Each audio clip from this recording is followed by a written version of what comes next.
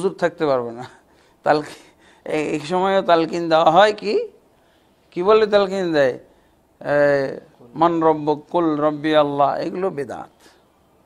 জি, তো আলহামদুলিল্লাহ আমরা ইনশাআল্লাহ থিওরিক্যালি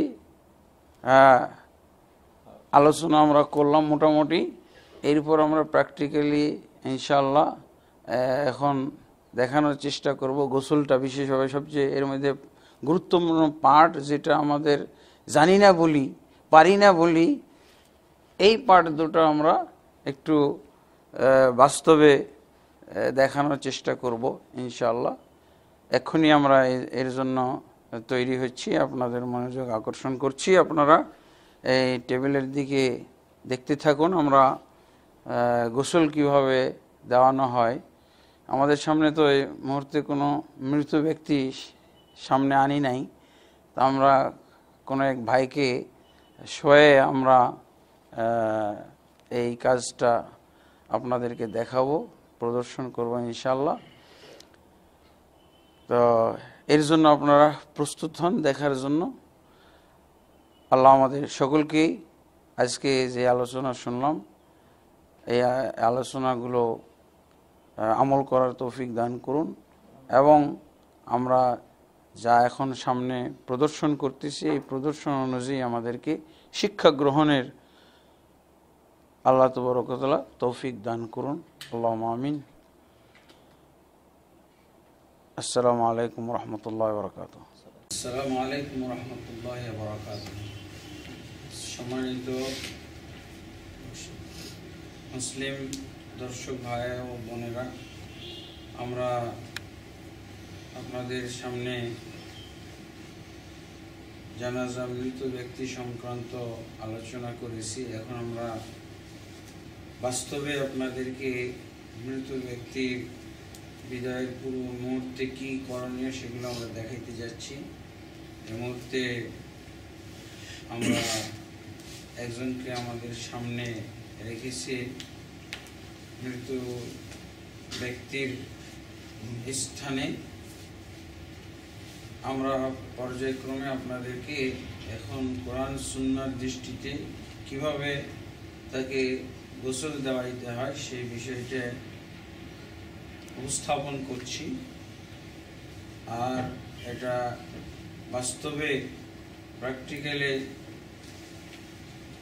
বাস্তবায়ন করে দেখাবেন আমার সাথে দুইজন সহযোগী আছেন, হাফেজ আব্দুল মতিন, আর এদিকে সম্মানিত ভাই আব্দুল নূর মাদানী। ওনারা দুইজন আমার সহযোগিতায় আছেন আমার সাথে। আমি যেভাবে তাদেরকে একটার পর একটা কাজ করতে হবে সেগুলো বাতলে দেব, তারা এভাবে করবে। আমাদের সামনে কিছু এর জন্য প্রয়োজনীয় বিষয়, প্রয়োজনীয় আইটেম উপস্থিত রেখেছি। সামনে পানির বালতি, মগ, এখানে আমরা নর্মাল পানি এবং তার সাথে বরই পাতার গুঁড়া মিশ্রিত অথবা তার পরিবর্তে সাবানের ব্যবস্থা রেখেছি, কর্পূর। আলহামদুলিল্লাহ, আমরা যে সমস্ত জিনিস প্রয়োজন মৃত ব্যক্তিকে গোসল দেওয়ানোর জন্য, প্রথমে সাদা পানি, তার সাথে থাকবে বরই পাতা অথবা তার পরিবর্তে যদি বরই পাতা পাওয়া সম্ভব না হয় তাহলে তার পরিবর্তে সাবান ব্যবহার করা যেতে পারে। এবং লাস্টে কর্পূর, যেখানে কর্পূর মিশ্রিত পানি, এই কর্পূর মিশ্রিত পানি দিয়ে ধোয়ানো হবে। তারপরে ধোয়ানোর পর সুগন্ধি মাখানো হবে। এরপরে ইনশাআল্লাহ আমরা বাকি জিনিস আপনাদের সামনে দেখাবো। তো পর্যায়ক্রমে দেখাচ্ছে কিভাবে আমরা মৃত ব্যক্তির কাপড় খুলতে পারি। তার নর্মাল পোশাক, যেহেতু তাকে গোসল দেওয়ানো হবে, তাকে মাইয়িতের কাপড় পরানো হবে, তবে একটা কাপড় মানে নাভির থেকে শুরু করে টাকনা পর্যন্ত, না হাঁটু পর্যন্ত এমন একটা কাপড় রেখে নিতে হবে। তারপর এই জামা খুলে ফেলতে হবে, যদি একটা জামা থাকে তাহলে সেটা খুলে ফেলতে হবে, যদি লুঙ্গি পায়জামা থাকে তো এই কাপড়ের নিচ দিয়ে হাত ঢুকিয়ে ওটা টেনে বের করে ফেলতে হবে। এরপরে সে প্রস্তুত হয়ে গেল গোসলের জন্য। তো তারপরে প্রথম কাজ হলো এরপরে তার পেটের ভিতরে কোনো বাতাস থাকতে পারে, তারপরে কোনো ময়লা মলমূত্র হয়তো বের হওয়ার উপক্রম থাকতে পারে, এই জন্য পেট এটা উঠিয়ে বসাতে হবে। তার আগের কাজ অবশ্য আর একটু ছিল, সেটা হলো তার চেক করা, হাত পা গুলো চেক করা যে সেগুলো মুভ করতেছে কিনা, এবং যদি না করে ওটা একটু ফ্রি করতে হবে। যেমন প্রথমে তার হাতের এবং দেহের অঙ্গ প্রত্যঙ্গ গুলো মুভ করতেছে কিনা, স্বাভাবিক আছে কিনা ওটা চেক করে নেবে, ফ্রি করে নেবে এইভাবে।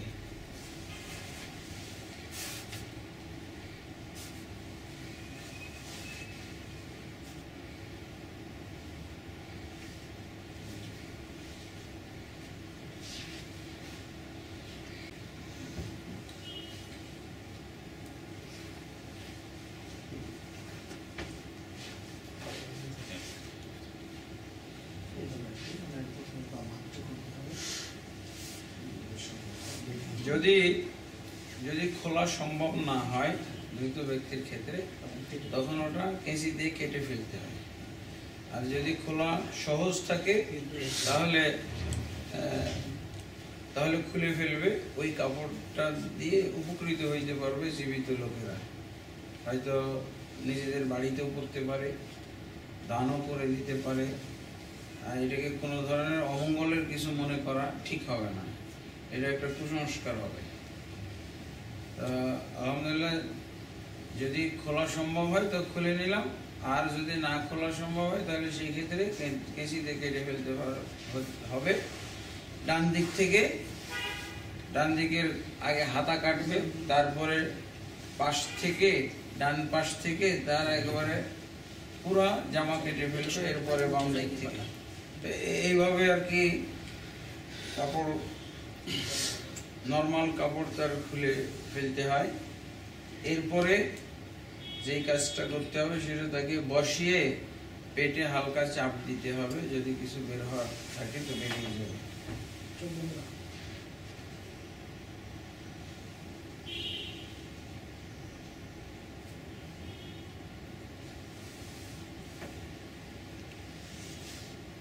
এরপরে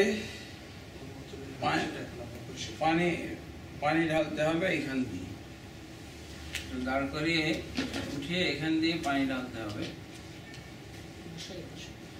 এভাবে পানি ঢালার পর ওই যে নেকড়া পেঁচিয়ে, কটনের নেকড়া পেঁচিয়ে ছিল তো,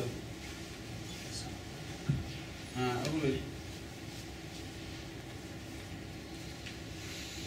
কটনের নেকড়া পেঁচিয়ে তয়লার নিচ দিয়ে হাত দিয়ে ওই ময়লা যেগুলো ভিজা কাপড়, ওই ভিজা নেকড়া দিয়ে পরিষ্কার করে নেবে। জি, তল দিয়ে হাত দিয়ে সাইড দিয়ে।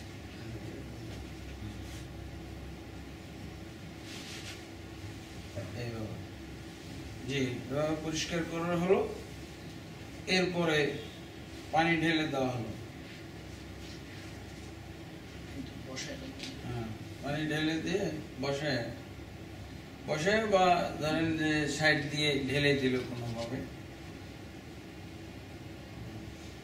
জি, এরপর এখন মোটামুটি সে অজুর জন্য প্রস্তুত।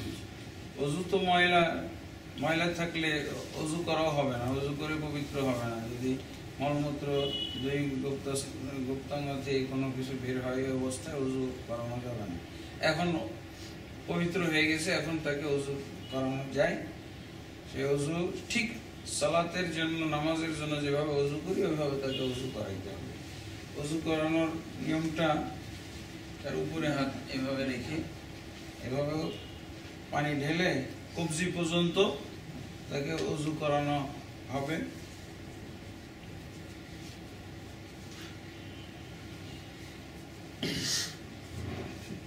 এরপরে বাকি কাজগুলো, ওযুর কুলি করানো। যেহেতু মৃত ব্যক্তি, সে মুখে পানি নিতে পারবে না, পানি ফেলতে পারবে না, পানি বরং ঢুকাইলে হয়তো তার আরো অসুবিধা হইতে পারে। এই ক্ষেত্রে পানি ভিজিয়ে তার মুখটা, দাঁতটা, ঠোঁটটা একটু ধুয়ে ফেলা। এমনিভাবে নাক ওই ভিজা কাপড় দিয়েই নাকটা পরিষ্কার। তার এবার ওযু মানে কুলি করা হয়ে গেল, নাকে পানিও ব্যবহার হয়ে গেল, এবার মুখ ধোয়ানো হবে।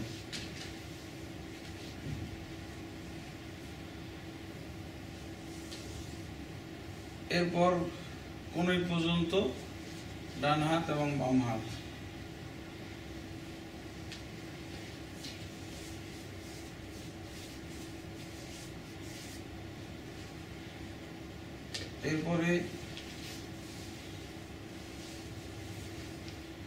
এরপরে মাসে করানো মাথা এবং কান।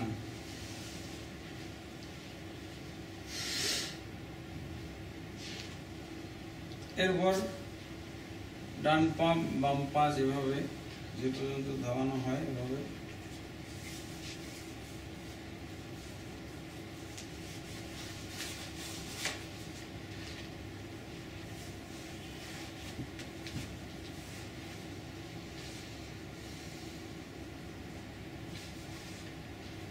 ওযু করানো শেষ। এবার গোসলের পালা। প্রথমে মাথা দিয়ে ফেলবে, মাথাতে পানি ঢেলে মাথাটা পুরো গলা পর্যন্ত এখান থেকে দিয়ে ফেলবে।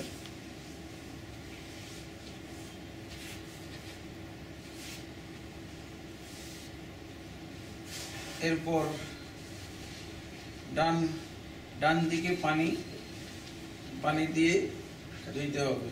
না, উপরটা ডান দিকে, এই দিক থেকে অর্ধেক পানি, উপর সাইড পুরা, কিন্তু পানি আগে ঢালবে ডান দিক থেকে। আর এই ডান দিক ধোয়ার পর পুরোটাই যতটুকু সম্ভব আর কি, তার উপর অংশ যেটা পানি আসতেছে, পানি দেওয়া সম্ভব, এটা পুরোটাই ধুইবে।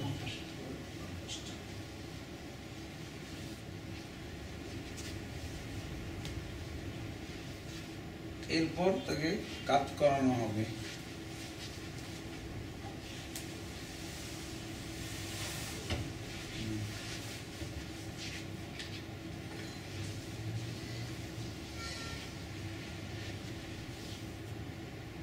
বাস, এরপরে এভাবেই আর কি পুরো শরীর সাবান দিয়ে আবার ধুইতে হবে, ডান বাম। এরপরে লাস্টে এই যে কর্ফুর মিশানো পানি, এটা দিয়ে ঠিক যেভাবে আগে দুইবার ধোয়া হয়েছে এইভাবে পুরো শরীর আবার ধোয়ানো হবে। এই তয়লা ধোয়ানোর পর এই তয়লা থাকা অবস্থায় শরীর মুছিয়ে দেওয়ার জন্য আরেকটা তয়লা ব্যবহার করতে হবে। যেমন শরীরটা মুছিয়ে দেওয়া হলো।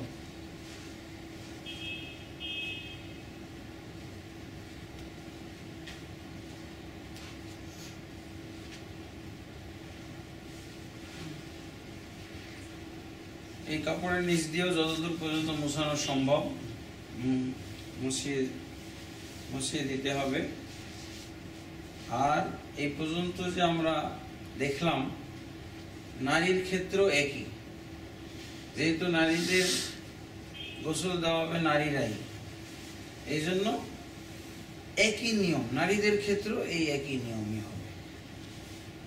তাদেরও এই অংশটাই ঢেকে দেওয়া হবে। এরপরে তার গোসল দেওয়ানো হবে একই নিয়মে, তারপরে মুছে নেওয়া হবে। এরপরে আসবে কাফন পরানোর পালা। পুরুষের ক্ষেত্রে কাফন আমরা 3টা বলেছিলাম, যেহেতু বর্তমান যুগে 3টা সবারই মোটামুটি সামর্থ্য আছে। মাথা কোথায় থাকবে? মাথার এই পাশে।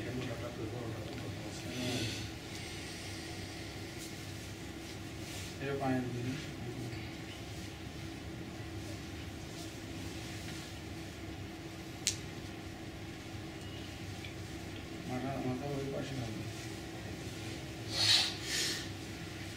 এখানে আমরা এই কাফনের কাপড় বিছানোর আগে বেল্ট বিছিয়ে নিয়েছি, যেই বেল্ট দিয়ে লাশ বাঁধা হবে জড়িয়ে। তো এটা 7টা পর্যন্ত দেওয়া যায়, 7, 5, 3। বেজোড় হওয়াটাই হলো উত্তম, বেজোড় হওয়ার নিয়ম আছে। এটা মাথার সাইড বাঁধার জন্য, আর এটা মাঝামাঝিতে বাঁধার জন্য, আর এটা মায়ের শেষে বাঁধ দেওয়ার জন্য। এই 3টা আমরা আপাতত দিয়েছি। এর উপরে পর্যায়ক্রমে 3টা কাপড়, যাকে লেফাফা বলা হয় হাদিসের ভাষায়, সেই লেফাফাগুলো আমরা বিছিয়ে নিচ্ছি।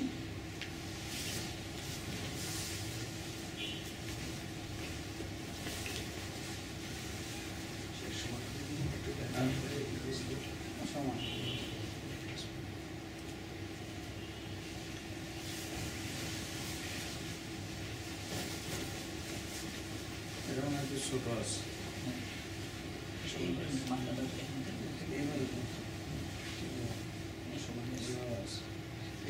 এটা যদিও বলা হয় কামিজ মানে কুর্তা, কিন্তু এটা বরাবর 3টে সমান সমান কাপড় দিয়ে করলেই যথেষ্ট। এটা জামাও বানানোর কোনো শর্ত নাই। এরপর আমরা এখানে লাশ এনে শোয়াই দেব, এবং কিভাবে লাশকে কাপড়ের সাথে কাফনের কাপড়ে জড়ানো হয় এইটা আমরা এখন আপনাদেরকে দেখাচ্ছি। এখন আমাদের সামনে লাশ এসে গেছে, আমরা লাশকে কাফন পরাবো। কাফন পরানোর আগে হাদিসের ভিতরে আছে তাকে আতর বা সুগন্ধি দেওয়া, এবং সুগন্ধি দেওয়ার নিয়ম হলো 7টি জায়গায়, যে সমস্ত জায়গায় উপরে সেজদা সালাত পড়তো, সেজদা করতো, যেই 7টি জায়গায়, এই 7টি জায়গায় আতর বা সুগন্ধি লাগানো। এটা হলো মাইয়িতের ক্ষেত্রে সুন্নাহ। এবং শরীরের যে সমস্ত চিপা চাপা জায়গা আছে, যেমন বগলের নিচে, তারপরে 2 হাঁটুর চিপায়, এগুলোতে সুগন্ধি মাখানো। এটা যেমন এইভাবে তার কপালে, নাকে, তারপরে হাতের তালু,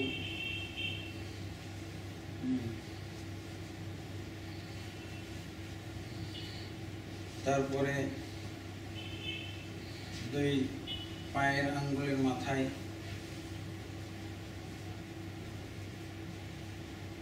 বগলের চিপাই, হাঁটুর চিপাই,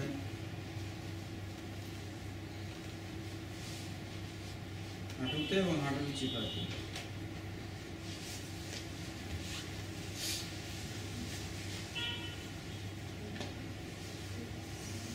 এভাবে আতর মাখানো হলো।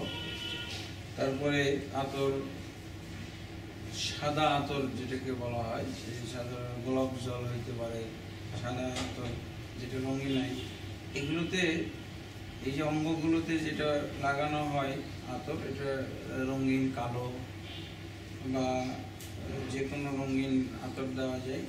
আর কাফনের কাপড়ে গোলাপ জল অথবা সাদা আতর এখানে ব্যবহার করা, যেটাতে কালার হবে না। এরপর এরপর আমরা আতর মাখানো হলো, এরপরে আমরা একটার পর একটা কাপড় লাশের উপরে জড়িয়ে দিব।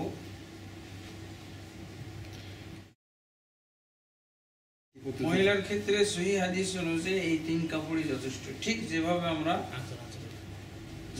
আমরা এই পুরুষ লাশের কাপড় জড়াচ্ছি, এইভাবেই নিয়মটা, মানে তাকে কাপড় আবৃত করে ফেলা। আমরা আগেই বলেছিলাম যে 3 কাপড়, 5 কাপড়, 2 কাপড়, 1 কাপড়।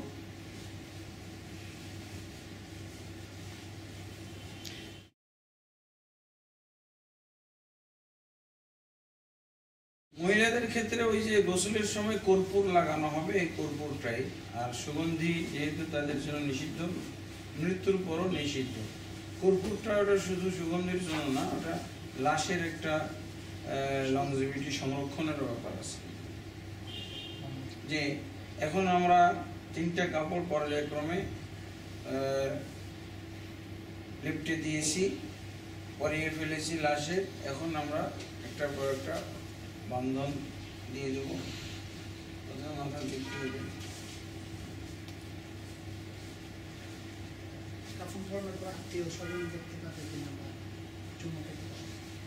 কাফন পরানোর পরও ইচ্ছে করলে আত্মীয় স্বজন যারা দেখে নাই তারা দেখতে পারে, চুমু খেতে পারে। এটা জায়েজ আছে, এটা অনুমতি আছে শরীয়তে, বাধা নেই। কিন্তু এটা সবাইকেই দেখাইতে হবে এটার কোনো নিয়ম নেই। যে কেউ না দেখতে চাইলেও একটা প্রদর্শনী করা একটা নিয়ম, এটা ঠিক না।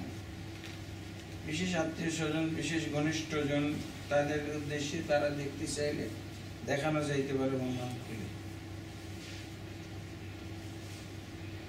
জি, এরপরে লাশ এখন প্রস্তুত জানাজার জন্য। জানাজার সালাত পড়তে হয়, মসজিদে পড়া যায়, খোলা মাঠে পড়া যায়। হ্যাঁ, ইমাম জানাজাকে সামনে নিয়ে দাঁড়াবে। পুরুষের ক্ষেত্রে তার বুক বরাবর, না পুরুষের ক্ষেত্রে বুক বরাবর, মহিলার ক্ষেত্রে তার কোমর বরাবর দাঁড়াবে, মাঝামাঝি। এইটাই হলো নিয়ম। আর এটা 4 তাকবীরে সালাতুল জানাজা পড়তে হয়। প্রথম তাকবীর দিয়ে সূরা ফাতিহা এবং পারলে আরেকটি সূরা মিলানো যায়। সাবধান, এখানে কোনো সানা পড়া যাবে না। প্রথম তাকবীর দিয়ে সূরা ফাতিহা, অন্য একটি সূরা, তারপরে তাকবীর দিয়ে দুরূদ ইব্রাহিম, তারপরে তাকবীর দিয়ে মৃত ব্যক্তির জন্য দোয়া, মৃত ব্যক্তির জন্য আল্লাহুম্মা গফির লিহাইয়িনা ওয়া মাইয়িতিনা ওয়া শাহিদিনা গায়বিনা, এই দোয়াটি।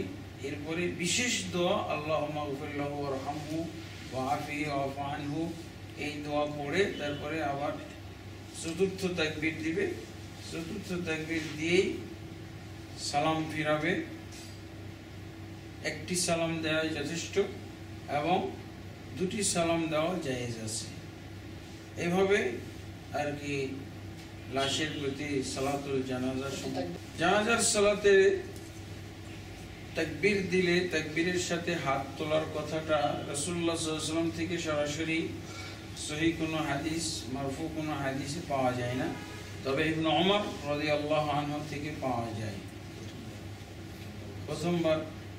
প্রথমবার তো এটা তো সবাই একমত হাত তোলার ক্ষেত্রে, কিন্তু পরের তাকবীর গুলোতেও ইবনে ওমর রাদিয়াল্লাহু আনহু থেকে সহিহ বর্ণনায় পাওয়া যাচ্ছে যে তিনি হাত তুলেছেন।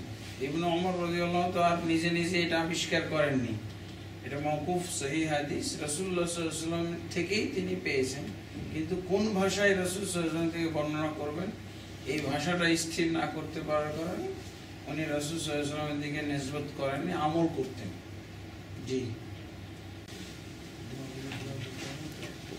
আলহামদুলিল্লাহ।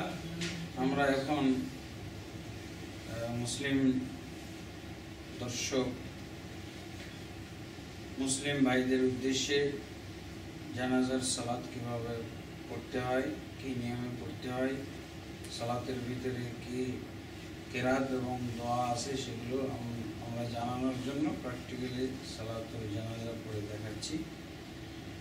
এবং সালাতুল জানাজা ক্ষেত্রে এরকম একটা হাদিস থেকে ইবনে আব্বাস রাদিয়াল্লাহু বর্ণনা থেকে পাওয়া যায়, যদি মুসল্লিরা সালাতুল জানাজাতে কি পড়তে হয় এটা জানে না, কি বলতে হয় এটা জানে না, বা অধিকাংশ মুসল্লি জানে না, সেই ক্ষেত্রে জোরে পড়া যায়। আর যদি এমন হয় যে মুসল্লিরা সবাই সচেতন, সবাই নিয়ম কানুন জানে, সেই ক্ষেত্রে আস্তে আস্তে পড়বে ইমাম, এটাই নিয়ম। অধিকাংশ ক্ষেত্রে আল্লাহ রাসূল সাল্লাল্লাহু আলাইহি ওয়াসাল্লাম আস্তেই পড়েছেন, কিন্তু ইবনে আব্বাস রাদিয়াল্লাহু আনহু জোরে সূরা ফাতিহা পড়ে বলেছিলেন যে আমি এই জন্য জোরে পড়ে শোনাইলাম যাতে তোমরা জানতে পারো এটা রাসূল সাল্লাল্লাহু আলাইহি ওয়াসাল্লামের সুন্নাহ। এবং আল্লাহ রাসূল সাল্লাল্লাহু আলাইহি ওয়াসাল্লাম মাইয়িতের জন্য সালাতুল জানাজাতে দোয়া পড়েছিলেন। মুসল্লি সেই দোয়াটা কানে শুনে তিনি এরকম তামান্না করেছিলেন, আকাঙ্ক্ষা করেছিলেন যে আল্লাহ রাসূল সাল্লাল্লাহু আলাইহি ওয়াসাল্লাম এই ব্যক্তির, এই মৃত ব্যক্তির জন্য যে সুন্দর দোয়া করলেন, আজকে আমি জীবিত না হয়ে যদি ওই মৃত ব্যক্তিটা হইতাম তাহলে আমি অনেক ধন্য হইতাম। তাহলে কিভাবে উনি এই দোয়াটা শুনলেন, রাসূল সাল্লাল্লাহু আলাইহি ওয়াসাল্লাম যদি কিছুটা সশব্দে না পড়ে থাকেন। এই জন্য আমরা সকলের অবগতির জন্য এবং সকলের শিক্ষার জন্য আজকে যে নমুনা দেখাচ্ছি সালাতুল জানাজাটা আমরা জোরেই পড়ব, তাতে করে আমরা জানতে পারবো কি কি দোয়া মাইয়িত ব্যক্তির জন্য, কি কি কেরাত মাইয়িত ব্যক্তির জানাজায় পড়তে হয়। যে কাতার 3টা হওয়া উত্তম, এবং সালাতুল জানাজায় যত বেশি লোক অ্যাটেন্ড করবে তত মাইয়িত ব্যক্তির জন্য ভালো। তো আমরা এখন নমুনা দেখাচ্ছি সালাতুল জানাজা কিভাবে করতে হয়। 4 তাকবীর আমরা পড়ব, এবং 4 তাকবীরে কি পড়ব? সূরা ফাতিহা প্রথম তাকবীর, দ্বিতীয় তাকবীরে হচ্ছে দুরূদ ইব্রাহিম, বা আমরা যেটাকে আসসালাতু আলান নবী আরবিতে জানি। তারপরে হবে মাইয়িত ব্যক্তির জন্য দোয়া, এরপরে চতুর্থ তাকবীর দেওয়ার পরে পরই সালাম। মুক্তাদিরাও প্রত্যেকেই পড়বে এই দোয়াগুলো, প্রত্যেক মুক্তাদি পড়বে, যদি জানে তাহলে সবাই পড়বে, অন্যথায় ইমামের সাথে সাথে পড়বে এটা, অথবা ইমামের সাথে সাথে বিশেষভাবে সূরা ফাতিহাটা শুনবে মনোযোগ সহকারে, অথবা ইমামের পিছনে পিছনে পড়ে নিতে পারে। জি, আমরা তাহলে সালাতুল জানাজার পুরুষের ক্ষেত্রে যেহেতু হাদিসে আছে তার মাথা সিনা বরাবর দাঁড়াইতে হবে, এবং মহিলার ক্ষেত্রে তার মাঝামাঝি দাঁড়াইতে হবে। তো সেই হিসেবে আমরা পুরুষের সালাতের ক্ষেত্রে, পুরুষের জানাজার ক্ষেত্রে তার মাথা এবং সিনা বরাবর দাঁড়িয়ে সালাত করছি। আল্লাহু আকবার।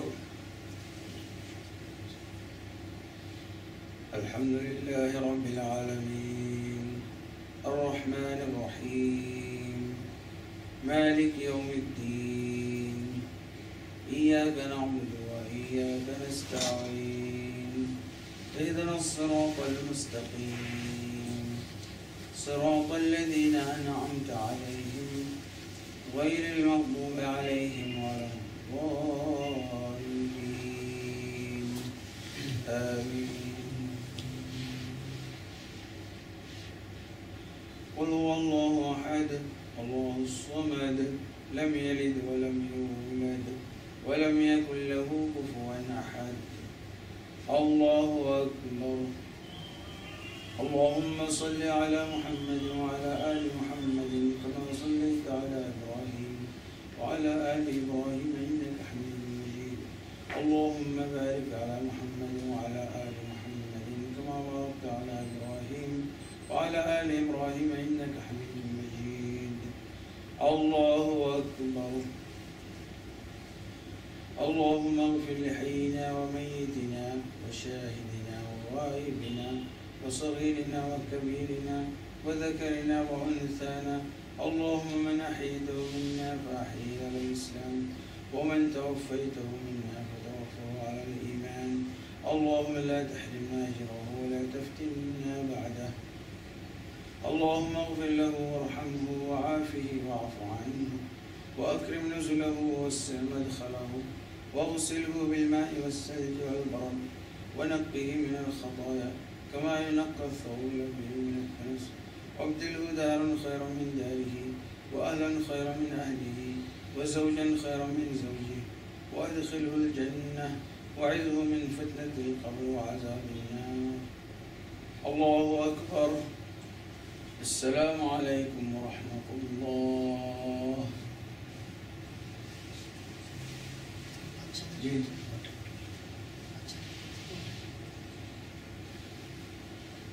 বাচ্চাদের ক্ষেত্রে সালাতুল জানাজা, বাচ্চাদের ক্ষেত্রে যারা 4 মাসের শিশু যদি হয় তাদের ক্ষেত্রে জানাজা পড়া যায়। 4 মাসের শিশু মায়ের পেটে রূহ আসার পর মারা গেছে, মরা অবস্থায় ভূমিষ্ঠ হয়েছে। এরপরে 7 বছর পর্যন্ত, 7 বছরের নিচে পর্যন্ত তাদের জন্য সালাতুল জানাজা এটা হলো সুন্নাত কিফায়া। যদি নাও দেয় জানাজা তো গুনাহগার হবে না কেউ। আর এই সুন্নত আদায় করার কারণে আমরা নেকি প্রাপ্ত হব।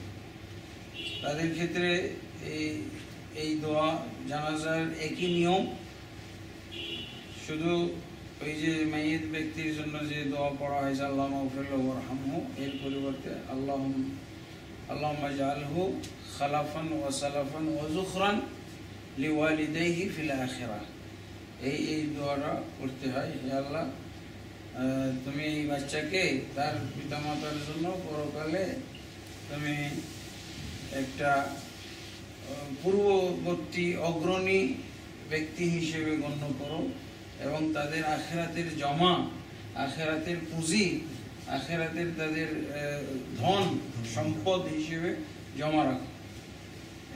এই দোয়াটা আর কি, কারণ আমাদের তো গুনাহ নেই যে গুনাহ মাফ চাই, সেই ক্ষেত্রে পিতামাতার জন্য তার উপলক্ষে দোয়া করা হয়। যে এভাবে আমরা জানাজা সালাত সম্পন্ন করলাম, এভাবেই আমাদেরকে সুন্নাহ মোতাবেক রাসূল সাল্লাল্লাহু আলাইহি ওয়াসাল্লামের সহিহ হাদিস মোতাবেক জানাজা পড়তে হয় এবং শেষ কাজ সম্পন্ন করতে হয়। আল্লাহ আমাদের সকলকে আমাদের আজকে প্রদর্শিত নিয়ম অনুযায়ী সালাতুল জানাজা এবং তাকফিন এবং তাগসিল অর্থাৎ গোসল দেওয়ানো এবং কাফন পরানোর নিয়মগুলো পালন করার তৌফিক দান করুন। আল্লাহুম্মা আমিন। আসসালামু আলাইকুম ওয়া রাহমাতুল্লাহ। দেখুন কবরে আমরা কীভাবে শোবো, সাধারণত মানুষ কিন্তু এইভাবে শোয়ে দেয়, ওটা একটুখানি কাজ করে দেখানো যায় যে কবরে আমরা এইভাবে কাজ করে শোবো।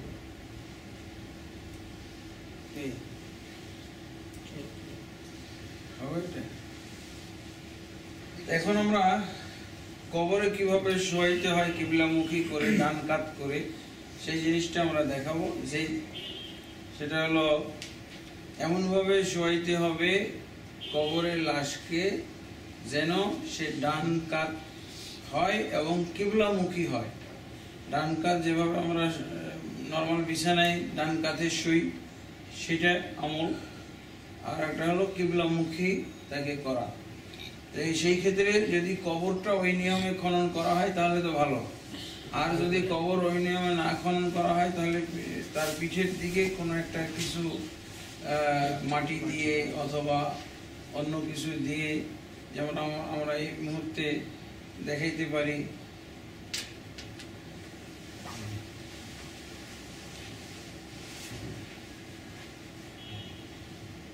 এইভাবে কবরে শোয়াইতে হয়। আমরা অনেক সময় চিৎ করেই শোয়াই, তার ঘাটটাকে একটু মানে ঘুরিয়ে দিয়ে কিবলামুখী করি, আসলে ওইটা নিয়ম না। তার পুরো শরীর কিবলামুখী থাকবে, ডান কাত। জি আলহামদুলিল্লাহ।